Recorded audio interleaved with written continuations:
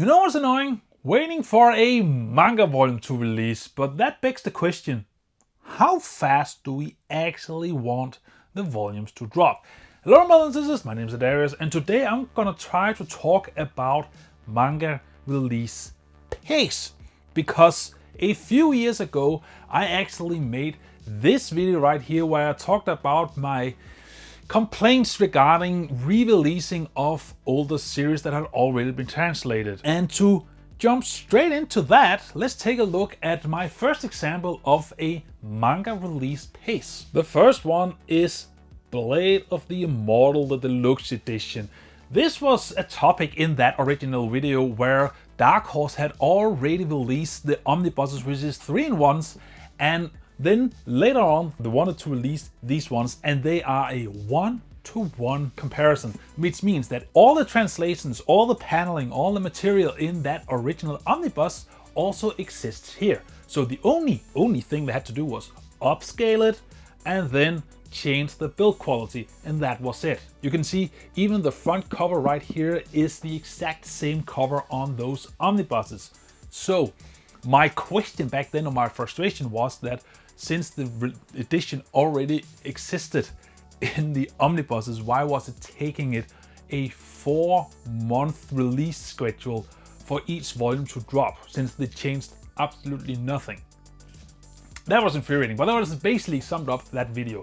But yes, we do have still some volumes that drops every 4 months. Personally, I think 4 months to drop a single volume is way too long if the only thing we are doing is catching up or releasing some older series. Like this was already completed, so a 4-month a 4-month window for me is way too slow. So what else do we have? The next one is the most common one, and that is something like Record of Ragnarok, because that releases a volume every 3 months. And why is that the normal release window? Well, that's because that in Japan, normally for most monthly and weekly Shonen Jump series, or just weekly series, the window is between 4 and 3 months. It kind of depends, and at least for monthly series, how long are the normal chapters. And Record of Ragnarok's chapters are so long that every 3 months they can actually drop a volume, where normally it's 4 months for a monthly series. But nevertheless, that is also why this drops every 3 months from this, is because that's how the release schedule of the Japan's titles are. But why do I then bring it into this video? Because as of now, we are 10 volumes behind the Japanese releases. So you would think that this would up its game to catch up on to the Japanese titles, but still leave some room so they don't catch completely up. Normally you are between 1 and 4 volumes behind the Japanese release, which gives you some wiggle room in case you want to fine tune some translations, or later volumes or chapters give better context to what you are now translating. But I mean, in this case, I think it's still too long because we are still actively trying to catch up. But my guess is most people will be fine with this release schedule. But then again, begs the question, what else options do we have? You have JoJo's Bizarre Adventures Part 6 and Part 7, because these, specifically Part 6 and 7, drops every 2 months.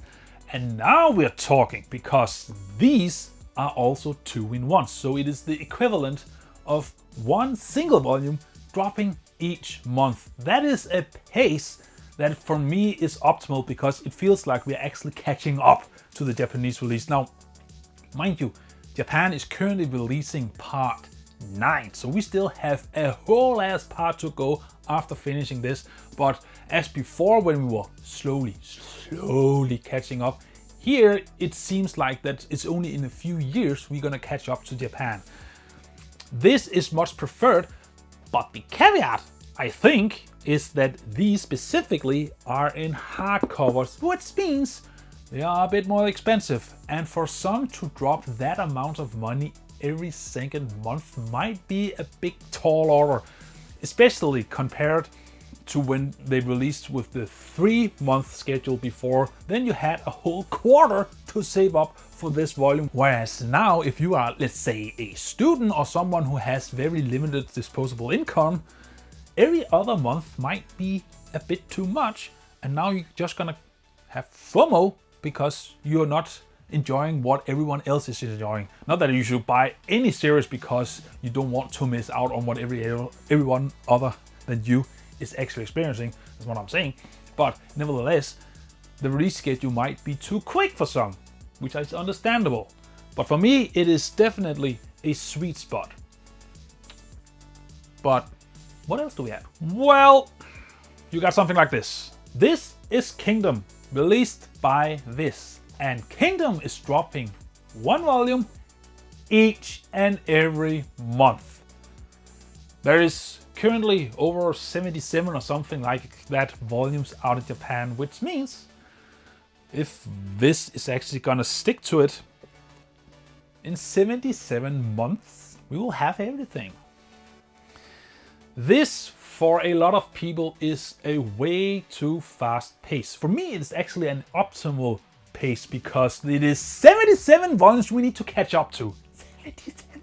77 months? That's, I don't know, 6 years or something. That's a long ass time just to catch up.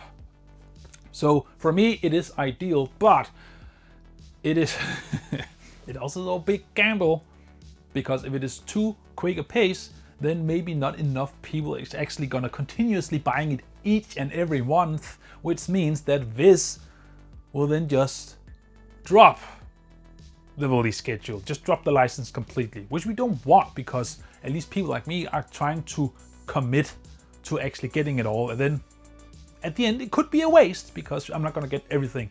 Here's hoping that there's a lot more people out there like me who is willing to put the money down to actually get these. But I also understand if other people don't want to each and every month just dedicate whatever this costs in your country out of your monthly manga budget. But that begs the question, what else do we have? You see, there's actually one more release schedule we need to discuss today, and that is the breakneck speed release of this one, Baki, or Baki the Grappler. This right here is a 2-in-1 omnibus. And not only is it a 2-in-1 omnibus, but it is released 2 books every month. So you're essentially getting 4 singles worth of material every single month. Now, the positive thing is that this is a 44 or 45, I can't quite remember the exact number, long series in singles. So it is longer than Dragon Ball. But you are just gonna have to buy 22 of these, and everything will be out in 11 months. That is just under a year for such a long series as Baki Part 1. So on one hand, we are guaranteed to get the whole freaking series. But on the other hand, you have to commit to 2 of these bad boys every single month to be sure that you are caught up and not missing out. That is one hell of a tall order, and just a tad too fast for my taste. Yes, I love the fact that we're not gonna spend years upon years to catching up on the series like this, compared to JoJo's Bizarre Adventure, which has been releasing for over a decade by Viz, and we are still not up until the latest part. But still, 22 volumes dropped in 11th month is just a tad too quick. And I thought, do we even know how much these cost normally? $20 is the retail price. I know a lot of you is not going to get it for $20, but then there's other people in Europe, for example, who's going to pay at least that, if not more. And then times it by 2 each month. It's going to dedicate off your manga budget. It's just a tad too much. So that of course begs the question, which one is the best? But before I'm gonna answer that, I have some honorable mentions. And first example is Rooster Fighter, because this bad boy drops 2 volumes each year, which, quick calculation, that is 1 volume every 6 months. At least by this. And the reason for that is, well, it follows the Japanese release schedule, because that's how long it takes, because these chapters take a long ass time to draw because they are very highly detailed. So it makes sense we cannot do it any quicker. We are 2 volumes, I believe, 2 volumes or such behind the Japanese schedule. So there's not a lot you can do here, and I also do understand it. And the good thing is that at least since it is 2 each year, I have something to look forward to. I don't have to remember that, oh, maybe a new volume is gonna drop by Rooster Fighter, because I know twice a year I'm guaranteed a drop. Again, personally, of course, it's a bit slow for me, but it is definitely understandable because we cannot do it quicker than the manga author actually releases volumes. Which also brings me to this guy, because this is Black Clover, which is not in focus. There you go. Black Clover, at least as of the latest volumes, drops 1 volume around roughly every year if you're lucky, but probably it takes a bit longer.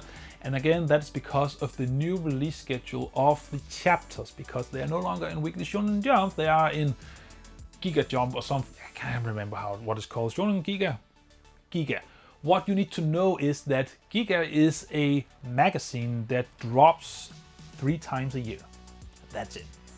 And in each magazine, Yuki Tabata, who is the author of this, drops 3 chapters. So that is 9 chapters a year, and normally these have between 9 and 11 chapters. This one, for example, has 11, which again would take over a year to accumulate enough chapters to drop into this.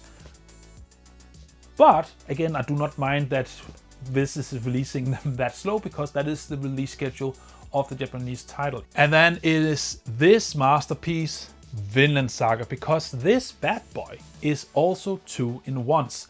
And normally you get 1 volume each year, I think. I think it's roughly each year, maybe every 9 months or something. But Vinland Saga is a monthly manga. Oh, correction.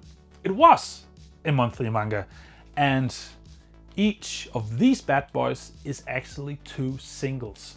So we had to wait until 2 whole volumes was released in Japan before we're gonna get a single one.